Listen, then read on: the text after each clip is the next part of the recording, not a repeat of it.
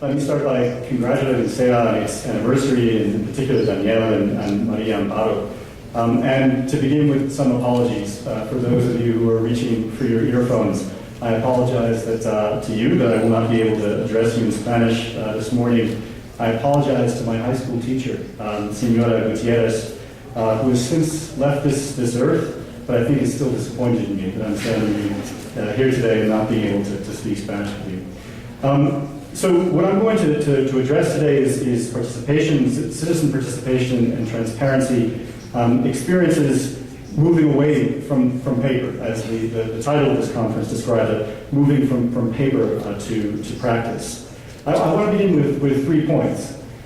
First is that before we move from paper to practice, that we have to acknowledge that paper in itself is extremely important. Professors Alban, Crespo, and Melo gave many examples of rights expressed on paper that were hard fought for and become very important inspirations for action over time.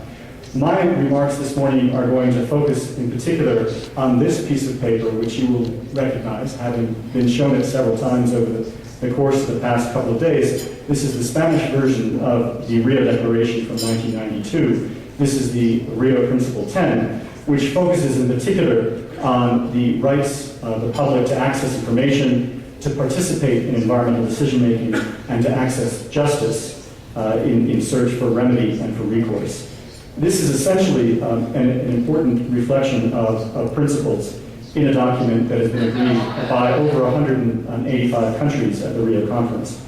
The second point I want to make is that process is important. These rights that you see reflected here, unlike some of the other rights that have been discussed over the course of the past day and a half, are what we call, as lawyers, procedural rights rather than substantive rights. And they are based on our article of faith that by improving process, by making it more transparent, more participatory, and more accountable, we will generate fairer and more effective environmental outcomes. And this is an important point of principle for many people working in this issue, but it's something that we all have to strive to demonstrate by engaging in these processes and ensuring that the outcomes from more transparent and accountable processes are indeed fair and more effective, fair to people and more effective in terms of protecting the environment.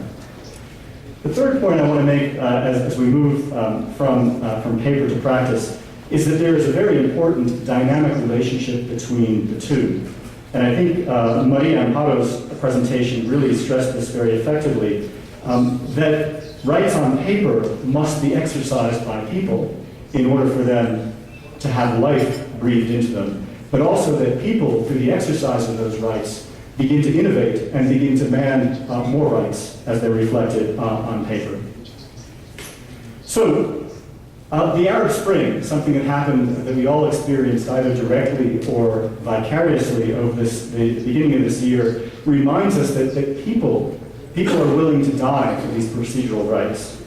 That they died both exercising these rights that had been on paper but had not been made available to them, or they died exercising demanding new rights to guarantee greater transparency and greater participation in systems of governance under which they were working.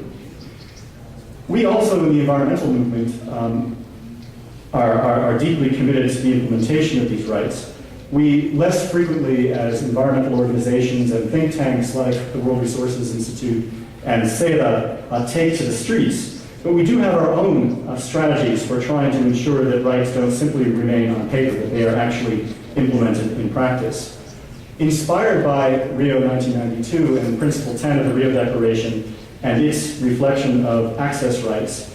we joined together with more than 250 civil society organizations around the world, including CEDA, operating now in 50 countries, to collectively carry out research, analysis, and advocacy using a common framework that allows us to analyze rights as they exist on paper, discover the gaps in those rights, both as they exist on paper but also as they exist in practice, and then come up with strategies for promoting the filling of those gaps and for the implementation and exercise of those rights. What you can see from this map is that the Access Initiative, which is the network of groups that are jointly working together to ensure the implementation of Principle 10, has now spread quite far over the world over the past decade, and that it's particularly strong in terms of the groups that have carried out these assessments, these diagnostic assessments of gaps in policy and practice in their countries, in this continent. There's a special combination of a commitment to democracy, a dependency upon natural resources, and a people committed to the exercise of justice in this particular continent that has made the Access Initiative particularly successful in Latin America. And what I want to do now is to tell some stories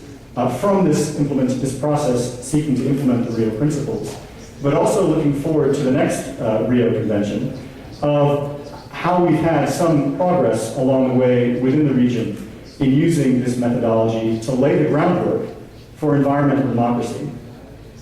Access Initiative partners within Latin America have really been at the forefront of this movement. You've heard a lot of discussions today about how CEDA and other partners within Ecuador have managed to include both conventional familiar rights within this new constitution, but also have included these new innovative rights in order to ensure that marginalized people are addressed, but also these more abstract concepts of the rights of Mother Earth and the rights of future generations to be included in this basic constitutional law. We had a very inspiring panel this morning explaining how the next stage of implementation is now confronting environmental lawyers and other activists in this country. In Mexico, we have also some very exciting innovations in terms of investing in the infrastructure, the institutional infrastructure that's necessary to implement these rights. Many of you may be familiar with IFAI, the federal agency in Mexico City that has really taken the government's obligation to ensure the public's access to information to a new level. It is not simply passively responsive to the demands of the public, but takes an active role in ensuring that the public has access to information. When that information is provided to one citizen, it is shared with all citizens. And when that right is denied, that there is a process in place, an administrative justice process in place, to ensure that citizens can challenge a government's decision to deny them access to that information. And our partners in Mexico, the Iniciativa Acceso Mexico, has been instrumental in putting these laws in place, but also in testing their implementation.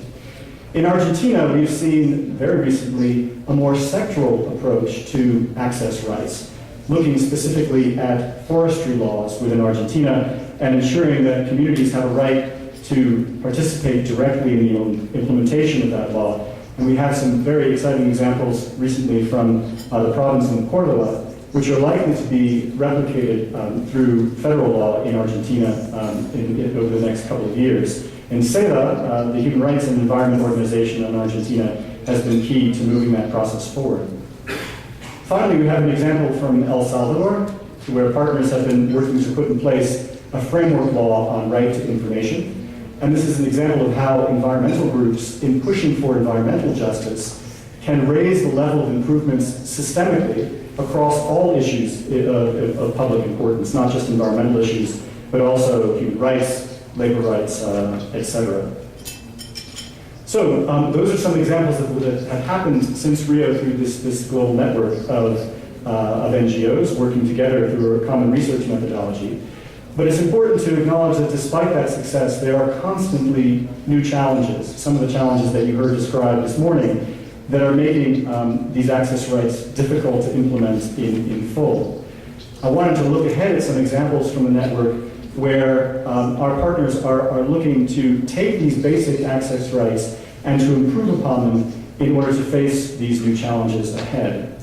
Our partners in Chile have particularly been concerned that putting in place basic rights to access information, to participate, and to access justice are insufficient when they address only the needs of the general public and don't focus on the particularly marginalized. So there is an example that we'll look to as to how Chile has been trying to improve these general rights to access in such a way that they particularly address the concerns of the poor and the marginalized. We'll also see an example in a moment of where access to information laws can be tailored specifically to the challenge of urbanization and the fact that more and more poor people are moving to urban centers where they are confronting the fact that often in the poorest neighborhoods, is where cities decide to locate power plants and other industrial activities, and the risks to water quality and to air quality are of particular concern to low-income and marginalized communities in those cities. And then finally, I want to turn to an example from India, where our partners are beginning to use new technologies, information and communication technologies, to respond to the challenges that are coming with rapid economic growth and the injection of significant financial resources into growth based upon the exploitation of natural resources.